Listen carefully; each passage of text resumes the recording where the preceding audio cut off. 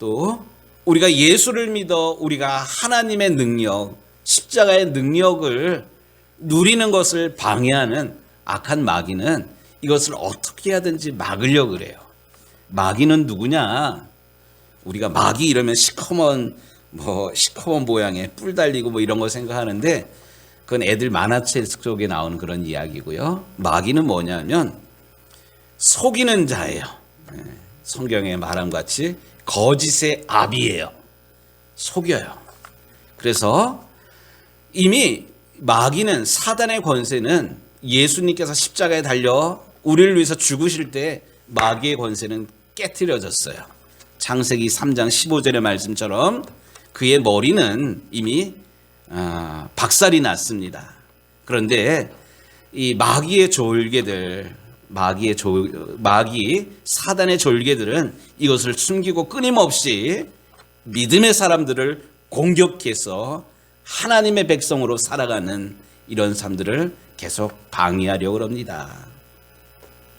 그렇기 때문에 믿음 생활하는 우리의 삶 가운데 생각지도 않았던 어려운 일들이 이렇게 생길 때마다 우리는 하나님께 물어야 돼요. 하나님 또 왜 이럽니까? 하나님 왜요? 뭐 이런 짜증 섞인 그런 기도가 아니라 하나님 이 일을 통해서 제가 무엇을 해야만 합니까? 우리가 이 어려운 일들, 이 시련을 통해서 무엇을 배워야 합니까? 우리가 제대로 믿음으로 이것을 반응하고 무찌르면 이 시험은 별게 아니에요. 우리 학교 다닐 때, 여러분들 초등학교 다닐 때, 중학교 다닐 때, 고등학교 다닐 때 꼭 산수 문제 풀면 틀렸던 그런 부분들이 있어요. 어떤 사람은 방정식이 약하고요. 어떤 사람은 집합 문제가 약하고요. 어떤 사람은 소수, 이런 거. 약한데 가만히 생각해 보면 내가 꼭 틀렸던 문제 거듭 틀려요. 그 문제가 나오면 덜컥 겁이 나와요. 겁이 납니다.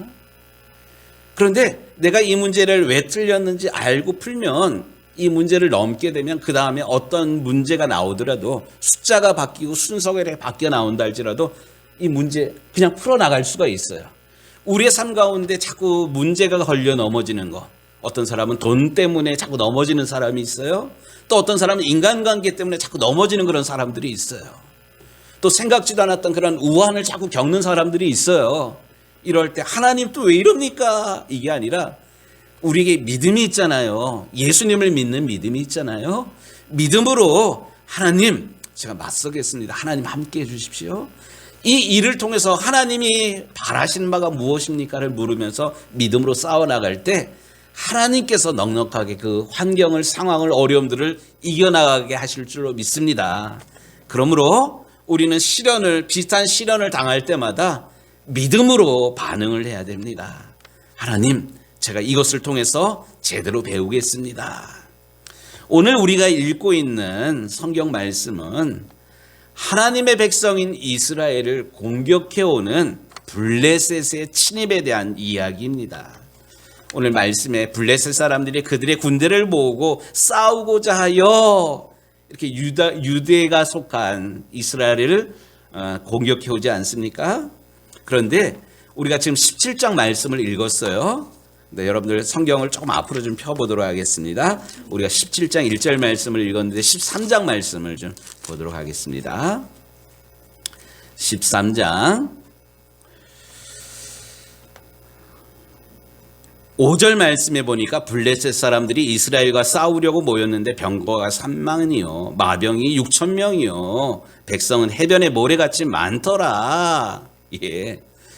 이미 13장에 이 블레셋이 이스라엘 백성들을 쳐들어온 적이 있었어요. 그런데 이때 쳐들어온 블레셋의 그 군대가 너무나도 어마어마하게 큽니다. 병거가 3만 명이요, 마병이 6,000명이요, 백성은 해변에 모래알같이 많았다. 그런데 이것에 비한 이스라엘의 병력은 어떠했는가? 13장 2절 말씀해 보니까 이스라엘 사람 3,000명을 택하여 그 중에서 2,000명은 자기와 함께 믹마스와 베델산에 있게 하고 1,000명은 요단내단과 함께 베냐민 기브아에 있게 하고 요 얘기가 이 블레셋의 공격을 받는데 이 블레셋의 전력은 어마어마해요. 그런데 이스라엘의 전력은 3,000명이야. 그 3,000명도 모여 있는 게 아니라 2,000명은 사울이 데리고 있고 1,000명은 요나단이 데리고 있어요. 이 싸움을 싸울 수 있을까? 더군다나 13장 22절 말씀을 볼게요. 싸우는 날에 사울과 요나단과 함께한 백성의 손에는 칼이나 창이 없고 오직 사울과 그의 아들 요나단에게만 있었더라. 이 블레셋이 어마무시하게 쳐들어오는데 이스라엘은 맞서 싸울 능력이 없는 그런 백성이었습니다. 숫자도 3,000명밖에 안 됐고 무기가 칼이 딱 두 자루야. 하나는 왕 사울 왕에게 있고 하나는 왕자 요나단에게 있고, 그럼 나머지 사람들은 뭐야? 뭐 망치 들고 곡괭이 들고 짝대기 들고 싸우겠다는 거예요. 이 싸움이 되겠습니까? 안 되겠습니까? 이거 전면으로 붙으면 싸울 수 있는 그런 상황이 아니에요. 그런데 14장 말씀에 보면 누구 이야기가 나오냐면 요나단 이야기가 나와요. 전면으로 싸우면 싸울 승산이 안 되니까 14장 6절 말씀에 요나단이 자기의 무기를 든 소년에게 이르되 우리가 이 할례 받지 않은 자들에게로 건너가자. 여기 할례 받지 않는 자 이 단어가 나오는데 이 요나단은 이 싸움을 이 전쟁을 그냥 군사적인 충돌로 여기지를 않고 있어요. 영적인 전쟁으로 보는 거예요. 이 우리를 공격해 오는 블레셋은 할례 받지 않은 백성이에요. 이방 백성이고 하나님을 모르는 우상을 섬기는 그런 사람들이에요. 그런데 이 사람들이 힘이 세다고 무기가 많다고 쳐들어왔는데 가만히 우리가 당할 수가 없다. 그러면서 6절 계속 이어보면 여호와께서 우리를 위하여 일하실까 하노라. 우리가 하나님을 믿는 백성이기 때문에 전면으로 싸워가지고 이길 승산이 없지만 하나님이 우리와 함께 하시면 우리는 이긴다. 그러니까 우리가 나아가자. 두 명이 나가는 거예요. 그러면서 아주 중요한 말을 요나단이 하는데 함께 하겠습니다. 여호와의 구원은 사람이 많고 적음에 달리지 아니하였느니라. 영적인 싸움을 육적인 세상적인 방법으로 싸우는 게 아니라 믿음으로 하나님이 우리와 함께 하시면 이길 수 있다. 하나님은 숫자가 많고 적음에 우리가 이기거나 패하거나 그렇게 하실 분이 아니라는 거예요. 세상적인 가치랑은 좀 다른 거예요. 이렇게 하고는 요나단이 칼을 든 이거를 뭐라 그러더라? 보디가드 호위무사, 호위무사랑 같이 두 사람이 적진에 잠입을 합니다. 그러면서 기도하면서 올라갔는데 10절 말씀을 좀 보겠습니다. 그들이 만일 말하기를 우리가 올라오라 하면 우리가 올라갈 것은 여호와께서 그들을 우리 손에 넘기셨음이니라. 우리 지난번에 요 설교했잖아요. 보통 상식적으로 움직이지 마, 꼼짝 마, 뭐 이게 군인들이 적을 대했을 때 대하는 그런 반응이에요. 그런데 그들이 움직이지 마, 꼼짝 마 이렇게 하는 게 아니라 올라와 이렇게 말한다면 이거 하나님께서 일하시는 하나님께서 함께 하신다는 사인이구나. 기도하면서 또 하나님께서 일하실 일들을 기대하면서 요나단이 움직였습니다. 그런데 아니나 다를까 전혀 생각지도 않았는데 이 적병들이 위에서 보고 있다가 요나단이랑 한 병사가 오는 걸 보고는 총 대고 움직이지 마, 꼼짝 마 뭐 이러는 것이 아니라 야 올라와 뭐 이러니까 이거 하나님이 하시는구나를 알고 믿음으로 거기 달려들었습니다. 그랬더니만 15장 14장 14절 15절에 보니까요. 13절부터 그런 얘기가 나오네요. 블레셋 사람들이 요나단 앞에서 엎드려짐에 무기를 든 자가 따라가며 죽였으니 요나단과 그 무기를 든 자가 반나절 가리 땅 안에서 처음으로 쳐 죽인 자가 20명 가량이라. 이 두 사람이 20명을 해치웠어요.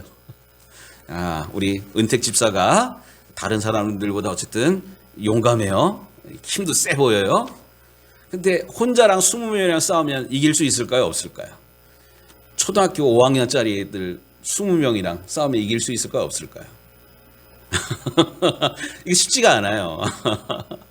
그런데 오늘 말씀이 뭐예요? 이 두 사람이 이 반나절 사이에 자기들보다 힘이 센 무장하고 있는 블레셋을 20명이나 해치웠어요. 불가능한 일인데 가능하게 되었습니다. 또 보니까 10절 말씀에 잠깐만요.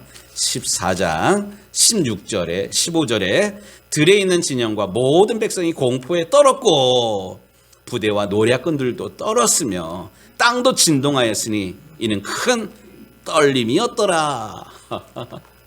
이 두 사람이 20명만 죽인 것이 아니라 그 부대를 전부를 전멸시킨 그런 거예요. 도저히 불가능한 일들이 가능하게 됐던 것입니다. 그러니까 하나님께서 함께 하시면, 하나님께서 이스라엘과 함께 하시고 하나님께서 우리와 함께 하시면 세상이 감당을 못하는 게 믿음의 사람들입니다. 우리 유정교회 성도들, 또 이 땅의 모든 그리스도인들이 하나님께서 함께 하시고 하나님께서 기름 부어 주심으로 세상 사람들은 뭐 계산하고 또 뭐 무슨 대조 대비 뭐 이런 거 하고 발걸음을 내딘다 할지라도 믿음으로 하나님께서 함께 하심으로 나에겐 불가능이 없다는 믿음으로 나갈 때 세상이 경험하지 못하는, 세상이 감당하지 못하는 일들을 실제로 누리는 우리 믿음의 삶이 되기를 우리 주님의 이름으로 축복합니다. 그런데 이렇게 해서 이스라엘이 블레셋과 싸워서 이겼어요. 근데 그 다음이 문제예요. 승리 이후가 문제예요. 승리 이후에 이스라엘의 왕 사울왕이 이 모든 것이 하나님의 은혜입니다. 하나님 감사합니다.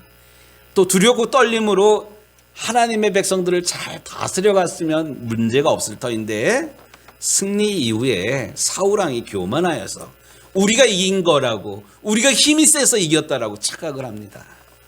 그리고는 하나님께서 전쟁에서 싸우고 얻은 그 전리품들을 다 죽여버리라 그랬어요. 진멸하라 그랬는데 사울왕이 어떻게 했어요? 진멸하지 않았어요.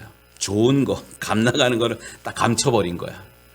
그리고 특별히 가축들을 모두 진멸하라 그랬는데 비루 먹은 것, 절른 것, 뭐 병든 것들은 다 죽여버리고 싱싱하고 살아있고 실한 것들은 남겨뒀어요.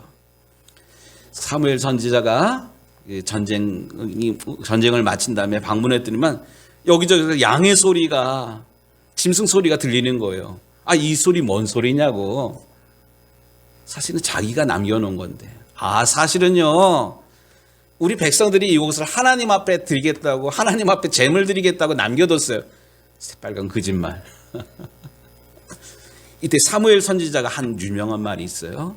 순종이 제사보다 낫고, 하나님께서 원하시는 것은 이 기름진 제사가 아니라 하나님 말씀에 순종하는 것이 낫다고. 그런데 사울왕은 하나님의 말씀을 귀담아 듣지를 않았어요. 뿐만 아니라 하나님 앞에 제사를 드려야 되는데 사무엘 선지자가 늦게 온다고 불안하니까, 두려우니까 이 사울이 뭐 했어요? 사무엘 제사장 제껴놓고 자기가 제사 드렸잖아요. 하나님의 말씀, 하나님의 법도를 막 어기면서 자기 편의에 따라서 하나님의 말씀을 막 적용하는 그런 거예요. 결국 이러한 일이 반복되니 우리 하나님께서 사울왕을 이스라엘의 첫 번째 왕으로 세우신 것을 후회하셨다. 하나님께서 후회하셨다라는 말씀이 나옵니다. 하나님이 후회하시게 되니까 곧 이어서 이스라엘은 영적인 침체기로 빠지게 됩니다. 저는 오늘 말씀의 제목을 이렇게 잡아봤어요. 우리 함께 좀 읽어보도록 하겠습니다. 영적 침체에 빠지면. 아멘.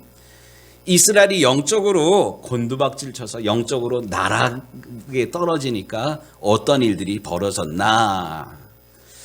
이렇게 이스라엘이 영적인 침체기에 접어드니까 사단의 공격, 빌미가 되고 있습니다.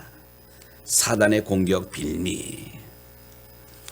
그래서 오늘 본문 1절 말씀에 다시 이제 오늘 본문으로 돌아왔습니다. 17장 1절에 보니까 블레셋 사람들이 그들의 군대를 모으고 싸우고자 하여 유대에 속한 소고에 모여서 이제 전쟁을 치르려고 이렇게 준비를 합니다. 사실 요나단이 믿음으로 맞섰을 때는 숫자가 작았음에도 불구하고 이겼어요. 하지만 사울 왕이 교만하여서 내가 이겼다, 우리가 이겼다라고 자고할 때 그때가 곧 위기였거든요. 그러고 보면 이 사울 왕은 한 개인이 아니라 이스라엘을 대표하는 대표 선수였습니다. 사울 왕이 영적으로 무능해지니까 이스라엘이 무능해진 거예요. 우리도 사실 뭐 그런 것 같아요. 한 사람이 한 개인이 아니라, 예를 들어서 우리 권사님들이 그런 이야기 하더라고요. 목사님 염색 좀 하세요. 제가 머리가 빠져가지고 염색을 하면 자꾸 머리가 빠져서 안 하려고 그래요. 그랬더니만 어느 권사님이 목사님 염색하셔야 돼요. 목사님은요 우리 교회 대표 선수잖아요. 예, 제가 한 개인 목사 강종식이 아니라 우리 유정교회를 대표하는 대표 선수예요. 할렐루야. 이런 것처럼 우리 한 사람 한 사람이 이 동네 이 지역에 있어서 대표 선수예요. 근데 내가 교회 장로인데, 교회 권사인데, 교회 집사인데 동네 사람들이랑 맨날 이렇게 가지고 쌈질해. 예를 들어서 그러면 그 한 개인이 쌈질하는 걸까요? 이 교회가 욕 얻어먹는 그런 거예요. 교인이 저런다고. 유정교회 교인이 저런다고. 결국 한 개인의 문제가 아니라 하나님의 이름을 망령되게 하는 그런 것입니다. 마찬가지예요. 지금 사울이 한 개인이 교만하여서 영적으로 무너진 것이 아니라 이스라엘이 사울 왕이 영적으로 침체기에 접어드니까 이스라엘 자체가 영적인 침체기에 빠지게 되고요. 적들이 이것을 바로 알고 이스라엘을 공격해 오게 됩니다. 그렇기 때문에 우리 예수님도 제자들에게 이런 말씀을 하셨어요. 시험에 들지 않게 깨어 기도하라. 무슨 말입니까?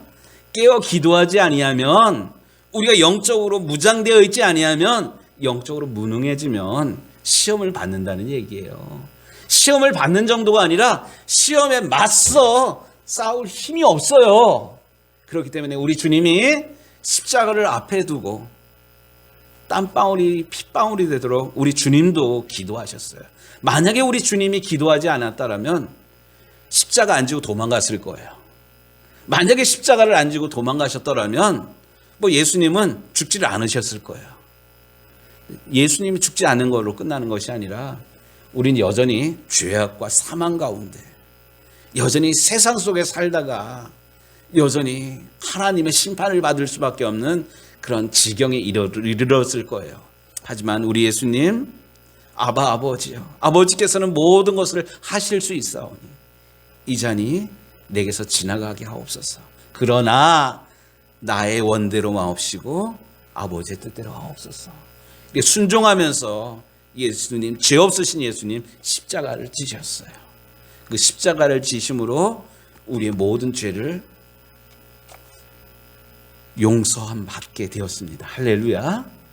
예수님도 기도하셨기 때문에 십자가를 지실 수 있었어요. 마찬가지로 우리가 영적으로 깨어 있어야지만, 영적으로 무장해야지만 마귀의 시험을, 사단의 공격을 맞설 수가 있습니다. 또 우리가 요즘 공동체 성경 읽기, 구약 성경 끝부분을 읽고 있는데 스가랴서 3장 7절에 보니까 목자를 치리니 양들이 흩어지리라. 그렇기 때문에 지도자 한 사람이 중요해요. 지도자가, 어떤 지도자가 세워지느냐에 따라서 그 나라가 세상 가운데, 열방 가운데 존경받기도 하고 반대로 조롱거리가 되기도 합니다. 그렇기 때문에 사도 바울은 우리를 위해서 기도할 때, 그러므로 내가 첫째로 권하노니 모든 사람을 위하여 기도와 간구와 도구와 감사를 하되 특별히 임금들과 높은 지위에 있는 사람들을 위하여 하라. 왜냐하면 그들의 지도력이 우리에게 그대로 영향을 끼치기 때문에 우리가 편안하고 안전한 가운데 신앙생활을 하고 믿음 생활을 하려면 바른 지도자가 있어야 되기 때문에 그렇습니다. 사랑하는 우리 유정교회 식구들, 그렇기 때문에 우리가 기도할 때 특별히 지도자들을 위해서 기도하는 것 멈추지 않게 되기를 바랍니다. 나라의 지도자, 정치인들을 맨날 싸우고 당리당락을 위해서 목숨 거는 그런 이들이 아니라 정말로 백성들을 두려워하고 경외하는 그런 지도자 되게 하옵소서. 또 우리 가정의 가장들, 실력 있는, 인정받는, 그리고 영향력 있는 우리 가장들이 되게 하옵소서. 교회에서도 하나님 세우신 목사님, 강 목사 영적으로 충만하게 하시고 또 체력과 지력과 영역이 남달라서 우리 성도들을 잘 인도할 수 있는 지도자가 되게 해달라고 부족한 종을 위해서도 저를 위해서도 기도해 주시기를 주의 이름으로 축복합니다. 왜냐하면 지도자 한 사람은 지도자 한 개인이 아니라 그 민족, 그 백성, 그 공동체를 대표하기 때문에 그렇습니다. 두 번째, 사울이 영적으로 침체되고 곧 이어서 이스라엘이 침체되니까 그들을 공격해왔던 블레셋, 적들의 공격을 당하게 되는데 이 적들의 세력이 한없이 커고 있는 그런 어처구니 없는 일들이 벌어지게 됩니다. 오늘 본문 4절에서 7절까지 말씀을 보니까 블레셋 사람들의 진영에서 싸움을 도두는 자가 왔는데 그의 이름은 골리앗이요 가드 사람이라 그의 키는 6규빗 한 뼘이요.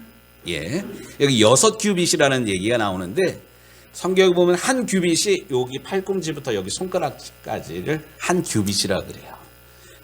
요거를 45cm 한번 계산해 보세요. 45 곱하기 몇 규빗? 6규빗. 45 곱하기 6 나오죠? 몇이에요? 더하기 한 뼘. 이 한 뼘 요게 몇이냐면 15cm예요. 계산했어요. 6규빗 45 곱하기 6 얼마예요? 산수. 예, 이거 6규빗하고 한 빼면 키가 한 3m가 돼요. 3m. 제 키가 몇인 줄 아세요? 이거 1급 비밀인데 2m가 안 돼요. 예. 그런데 사람 키가 3m야. 이게 사람이 아니야.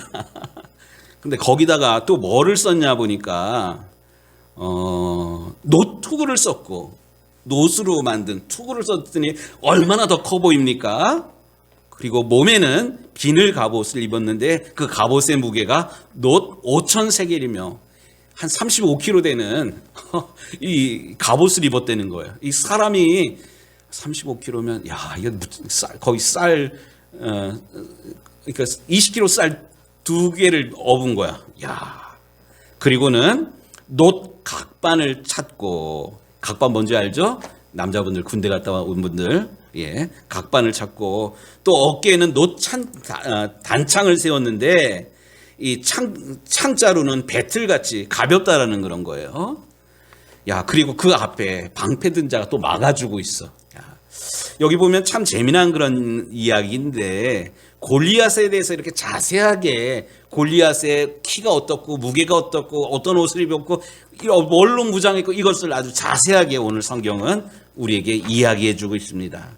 이 말씀이 무슨 말씀입니까? 영적으로 침체되면 마귀가 무지무지 더 커 보입니다. 세상이 무지무지 더 커 보입니다. 이미 싸우기도 전에 이스라엘은 이 골리앗의 기세에 눌려버렸어요. 싸우기 전에 기세에 눌린다. 죄송합니다. 제가 아주 쉬운 표현을 할게요. 똥개도 싸움질을 할 때 지집에서 싸우면 50%를 먹고 간대요. 예, 윤 집사님 이런 얘기 들어봤죠? 50%를 먹고 들어가는 거예요. 싸우기 전에 홈그라운드에서 싸우면 이렇게 먹고 들어가요. 그런데 싸우기도 전에 이거 홈그라운드거든요. 이스라엘 백성들이 자기 땅에서 싸우면 당연히 기세 등등해야 되는데 싸우기도 전에 졌어요. 이건 100점 100패예요. 사실 그 수탉도 그렇고요. 싸움을 할 때 큰 소리 치는 그런 사람들 있잖아요. 이 큰 소리치고 허세 부리고 이러는 것의 그 이면에는 심리적으로 내가 두렵다, 나 무섭다, 겁난다 이런 마음이 사실 잠재되어 있어요.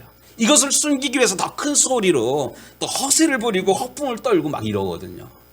만약에 이스라엘이 영적으로 충만했다면 이거 별것 아니었을 거예요. 그런데 영적으로 지금 기가 꺾이고 나니까 적들이 더 커 보이는 그런 거예요. 뿐만 아니라 영적으로 침체가 되면 적들이 사단이 싸워야 될 그런 대상 정도가 아니라 두려움의 대상이 됩니다. 11절 말씀에 보니까 온 이스라엘이 블레셋 사람들이 이 말을 듣고 크게 놀라 두려워하였더라. 크게 놀라 두려워하였다. 골리앗의 말을 들은 하나님의 백성인 이스라엘은 무서워가지고 꼼짝을 지금 못합니다. 그리스도인들에게 있어서 믿음이 떨어지면 세상의 말이 두렵고 마귀가 귀신이 두렵기 시작합니다. 우리가 잘 알고 있는 그 물 위를 걸었던 베드로 이야기. 예수님의 말씀을 듣고 풍랑을 만나서 막 두려워 떨고 있는데 누가 막 저벅저벅 풍랑을 밟고 막 와요. 그러니까 베드로가 무서워가지고 누구십니까? 만약에 주님이라면 저로 하여금 오라 명하십시오. 이 이야기를 듣고 예수님이 그럼 와라 오라 이러니까 베드로가 예수님을 향해서 파도를 밟고 막 걸어가요. 예수님만 바라보고 갈 때는 걸어갔었는데 문제가 뭐예요? 예수님을 바라볼 때는 걸어갔는데 예수님 대신 바닥을 보니까 바닥에 파도가 막 일렁이고 있어요. 그러니까 무서워가지고 이 베드로가 곤두박질 쳐버렸습니다. 결국 말씀을 의지하였을 때는 걸어갈 수 있었지만 말씀을 저버리니까 주님이 내 눈에서 사라지니까 물속에 빠져버리게 됩니다. 결국 영적인 침체는 하나님의 음성이 안 들리게 되고요. 하나님의 음성보다 세상의 소리, 세상의 반응, 또 세상 사람들이 어떻게 보느냐가 더 커 보이는 게 영적 침체의 실제입니다. 그래서 늘 듣는 소리가 하나님의 말씀, 하나님이 우리와 함께 하시면 할 수 있다 이런 얘기가 아니라 안 된다, 위험하다, 더 암울하다, 더 큰일 날 거다, 위기다. 여러분 뉴스 들으면 맨날 하는 얘기가 뭐예요? 큰일 났다는 거예요. 뭐도 큰일 났고 뭐도 큰일 났고 주가도 기름값도 뭐도 코로나도 어쩌고 겁이 나가지고 살아갈 수가 없어요. 하지만 이게 세상의 소리라 할지라도 우리가 영적으로 충만하고 영적으로 무장되어 있으면 여기까지도 온 것이 하나님의 은혜인데 하나님이 함께 하시면 넉넉하게 이길 수가 있는데 문제는 뭐냐면 하나님의 음성이 안 들리고 세상 소리가 더 커 보이고 세상 이야기가 큰일 났어. 전쟁 날 것 같아. 큰일 났어. 짐 싸야 될 것 같아. 큰일 났어. 현금 찾아놔야 될 것 같아. 불안해서 도저히 살아갈 수 없는 게 우리 이 세상의 삶입니다. 이제 말씀을 마무리합니다. 여러분들 힘든 인생 살고 계시죠? 정말로 힘든 그런 시대입니다. 사실입니다. 하지만 이런 우리 주님 부르십니다. 수고하고 무거운 짐진 자들아 다 내게로 오라. 내가 너희를 쉬게 하리라. 나는 마음이 온유하고 겸손하니 나의 멍에를 메고 내게 와서 배우라. 그리하면 너희의 마음이 쉼을 얻으리라. 연약한, 두려운, 무서운 우리의 모습 그대로를 가지고 우리를 부르시는 주님 앞에 나아오는, 주님께 나와 주님께서 주시는 쉼을 얻는 우리 유정계 식구들이 되기를 주의 이름으로 축복합니다. 뿐만 아니라 이런 환난과 시련, 어려움과 맞서 싸우려면 우리가 기도해야 돼요. 다른 방법 없어요. 시험에 들지 않게 깨어 기도하라. 지금은 기도할 때입니다. 어려울 때일수록. 또 기도하지 않으면 시험을 이길 수가 없습니다. 제가 저쪽 교회에 있을 때요, 교인들에게 신방을 하는데 제가 교인들 신방하고 그 가정의 기도 제목 물으면서 특별히 제가 어떤 기도 제목 가지고 기도해 드려야 됩니까? 이렇게 물었는데 어느 분이 그분은 교회 오래 다녀서 집사인인데 웃으면서 난 기도 제목 없어요. 막 이래요. 웃었어요. 여러분들한테도 한번 물을게요. 목사가 신방하면서 기도 제목이 무엇입니까? 제가 무엇을 위해서 함께 기도해 드려야 됩니까? 물으면 여러분들 뭐라고 목사한테 기도 요청하겠어요? 그분처럼 우리 집은 기도 제목 없어요. 기도 제목 없는 게 문제가 아니라 성경의 말씀과 같이 편안하다, 안전하다 할 때가 위기입니다. 우린 기도해야지만